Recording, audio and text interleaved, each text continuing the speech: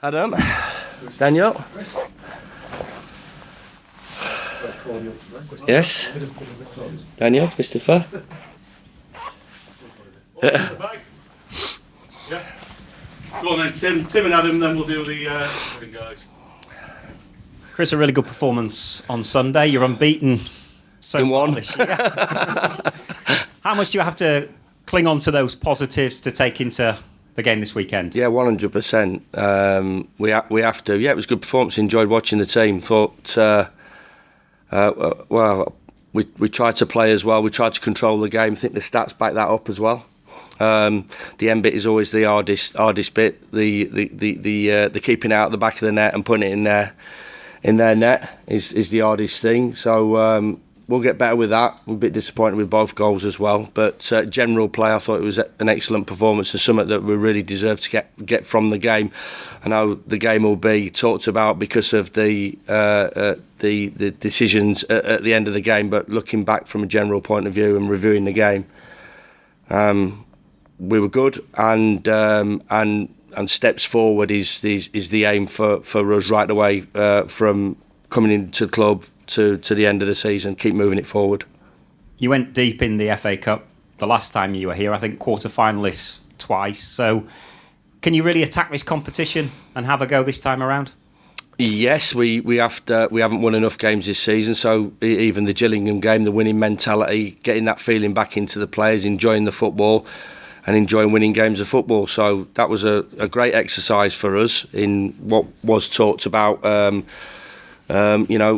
banana skin and everybody expecting a home win. So to get that result and that performance was really good. So I've said all along, Tim, there's no downsides to playing well and winning games of football. And I believe at the moment, this particular period, we're playing okay and we're trying to win games of football, whatever competition it is.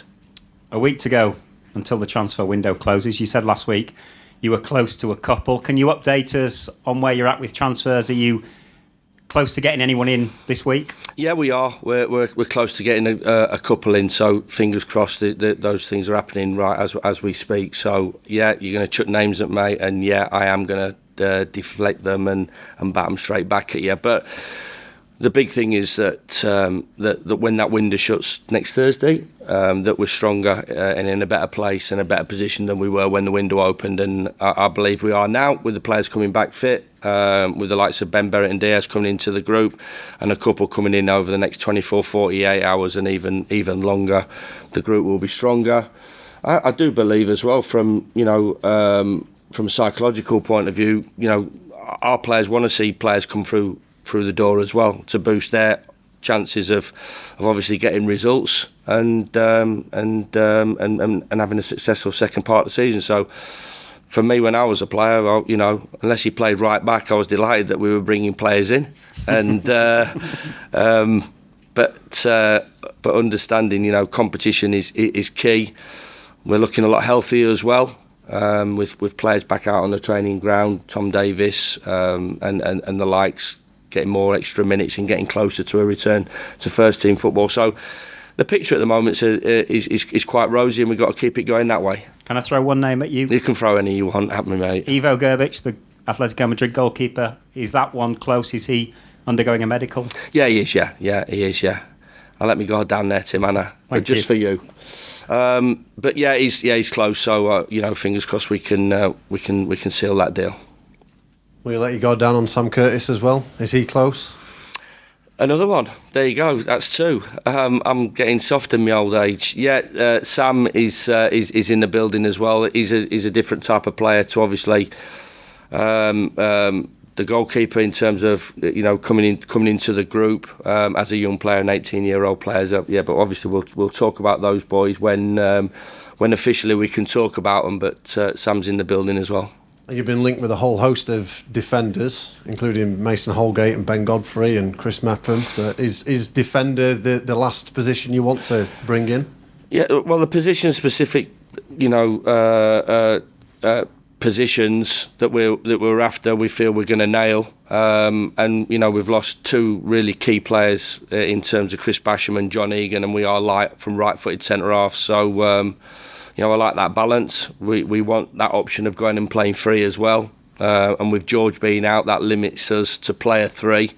Nobody else can do that, so I want that option. So that is a position that we've identified ever since I walked through the building. That that we need somebody to cover the incredibly unfortunate injuries to 2 huge players for us, not just from an ability point of view in John and Bash, but from a personality point of view, from an experience point of view, from a cultural point of view as well. It's a position that we're still looking at, and fingers crossed we'll be able to nail down before the window closes. I was going to ask, is that potentially one you could get somebody in ahead of the Palace game, maybe, or do you envisage it going all the way? Yeah, Adam, it really is 24/7. In terms of our work, and in that is some really important games. We'll not take away the importance of the game on Saturday, as we didn't the importance of the West Ham game and the Gillingham game as well. But as part and parcel, we understand when we're in football, this is an incredibly hectic period. Players going out as well. Koulibaly goes out as well today on loan, so that'll be announced by the football club. So getting players out, as we have done, to balance it, and getting players in, and it's incredibly hectic time, and we'll work through it to the best of our ability, and work as hard as we possibly can to, as I said, make that group stronger. Is there likely to be others leaving before next week? No, we've got Anis and Yasser coming back from AFCON as well. So it's not been a particularly successful time for both of those boys playing for the country. So, but the flip side of that is that hopefully we get them back for Saturday afternoon. So they're making their way back as we speak. So no, I'm looking at that group now, and it's set. And as I said, from a positive point of view, stronger, new contract signed there in terms of the young boys as well, and time together, and that's the general feel and the approach that we want to take, of working with this group of players now, right the way through the period to the end of the season, and getting better, knowing that we'll have our setbacks, and we'll take a step back now and again. But generally, for me, since I've been in the building, the players have been outstanding. They've moved it forward. They want to move it forward, and that's got to be our aim. In terms of fitness, are there any of the injured lads that are close to a return, maybe for this weekend or Palace? Tom Davies is pretty close, whether he'll be available for the Palace game. Reece Norrington-Davies is available for the weekend as well. Max Lowe could be available for the Palace game / Villa game. So there's 3 or 4 of those boys. We've only really got 2 long-term ones, which is Bash and John.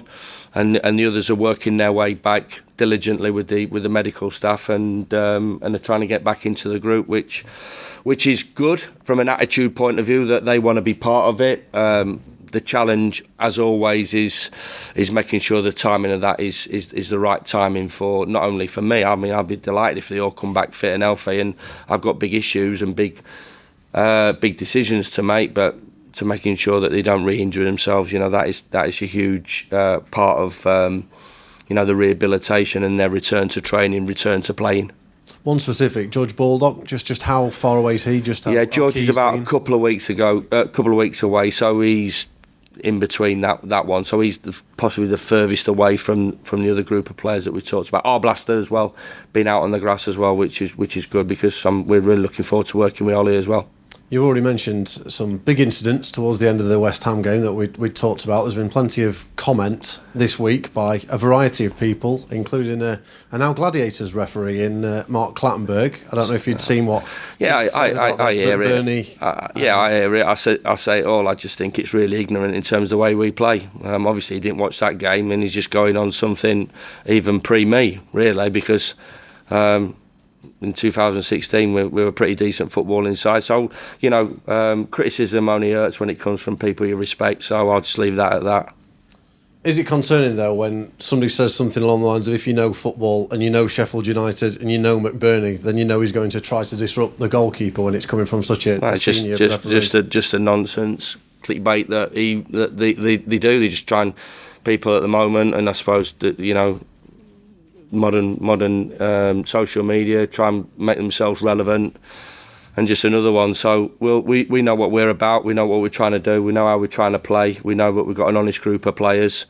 And like I said, if people like that, when they do make comments like that, they need to make sure that they get everything right, because obviously he hasn't seen 95% of the way this football club's been playing the football since 2016, and majority of this season, when some ridiculous decisions have gone against us. The likes of Wes getting nailed at Tottenham, Vinny getting nailed against Brentford. So I'm competitive. I want the game to be physical. It has to be physical. We understand as it is now, but it's nonsense, and we have to deal with that. And we just close ranks a little bit more. We know what we're about. We know what we have to do, and we know what we have to do to go about our business to try and bridge a gap and be successful. Just one follow-up around those incidents. Obviously, Rhian Brewster was sent off. We had a little chat after the game about him. Have you had a conversation with him this week? I mean, I still think, I understand that, and I understand as well what a mistimed tackle looks like as well.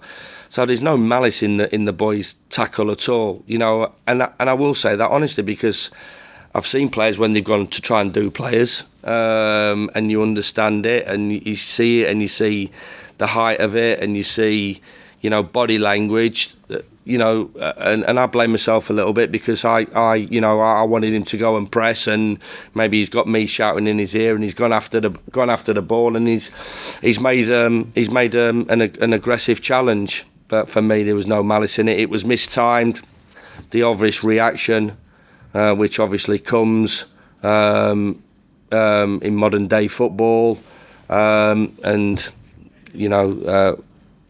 referee or referee from away here, or whoever makes that decision has made that decision. So he understands it. I'm really disappointed for the boy as well, because he would have been involved in the next 3 games, and he's been absolutely bright as a button in training, sharp as, and we're looking forward to working with him again, and we've really been impressed in terms of what he's shown to us since he's got him back out on the grass and training at full tilt, and he has to get over it, and hopefully that quickly happens and gets himself back into the group. Do you still see Rhian Brewster as somebody with a huge future at this football club? 100%. It's one of my bugbears in terms of when people talk about Rhian. The price that we paid for Rhian was a reasonable price for arguably one of the best number 9s at that time, a young number 9 as a 21-year-old. We did due diligence on his injuries as well. We wouldn't have spent that type of money on a player if we felt he was going to have a load of injuries. Money is precious for us. We have to make the majority of signings absolutely right. We're not always getting them right, but I think going back into the history of what we've had to do from 2016, there's a lot of players that have come into the football club to get our success and to get the value of certain players on free transfers up to the value that they are, and the likes of Lundstrom that we paid money for. And it isn't, for me as well, it isn't just a resale, it's what they've produced or what they've contributed to a success in terms of getting into the Premier League and the number that brings in twice, the success of staying in the Premier League as well. So you don't always get them right, but if people think that boy wants to come in at 8 o'clock in the morning and go home at 5 o'clock and watch all his mates kick a ball outside while he's on a rowing machine, or he's on a bike, or he's doing weights, or he's having physiotherapy, you just haven't got a clue regarding professional footballers, for the majority of them, and certainly what that boy's all about. He suffered. He's been really unfortunate, and everybody is so positive about him. His attitude when he comes in, and I should imagine, if you were picking a player that everybody wants to succeed here, amongst the playing staff, amongst the staff, amongst the internal staff, it would be Rhian Brewster, and we're all right behind him 100%. And hopefully he gets a run and he can get himself back to what he was doing, which was scoring goals It was scoring goals for England. He was playing in Liverpool's side, and he was coveted by 4 or 5 clubs at that particular time. He's got to go on and prove it. I understand that there'll be a question mark regarding him from outside Sheffield and even inside Sheffield, and the only way he can do that is getting himself back playing football, being involved in the team and scoring goals and contributing, and fingers crossed he'll be able to do that. Couple on the game just to finish.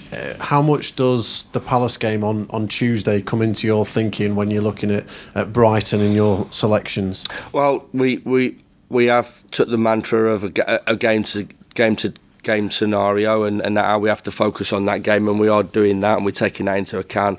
I do think you have to factor in that there's a game on Tuesday night as well, and there's a travel down on Monday. So. At times, we have made wholesale changes, but there won't be wholesale changes for Saturday afternoon. We want to win that game.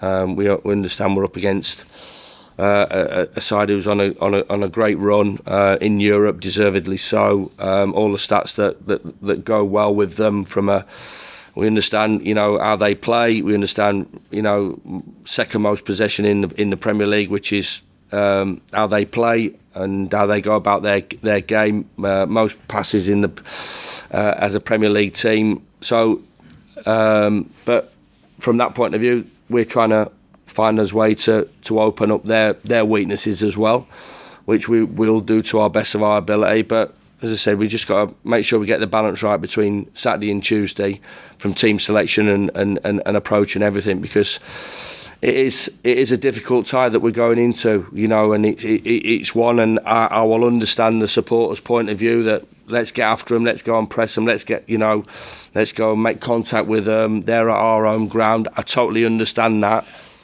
but there's better teams than us that have had to suffer and try and deal with the way Brighton play, and we're going to have to be one of those teams. But hopefully, off the flip side of that opens the game up as well, so we can take our chances when those come available. Just finally, how impressed have you been with Brighton, both on and off the pitch, and as an example to all clubs that if you make some good decisions of where you can get in the game? They make some good decisions, but there's more to Brighton than that as well. It's been going on for quite a while. So listen, every club goes about it their own way, and you just have to look at them, and they've had success in the way they've gone about it. And had a period down there where we were playing at the Withdean. They'd just come back from Gillingham, and the club was rock bottom, playing in the old 4th Division, League 2, but it's climbed its way through, and the owner deserves an incredible amount of credit for that, and obviously a lot of people involved in their progression, and it doesn't seem to be stopping at any particular moment, and they're a difficult outfit to go and play, and we have to be at our best to go and get a result. Cheers, Chris. Cheers, Adam.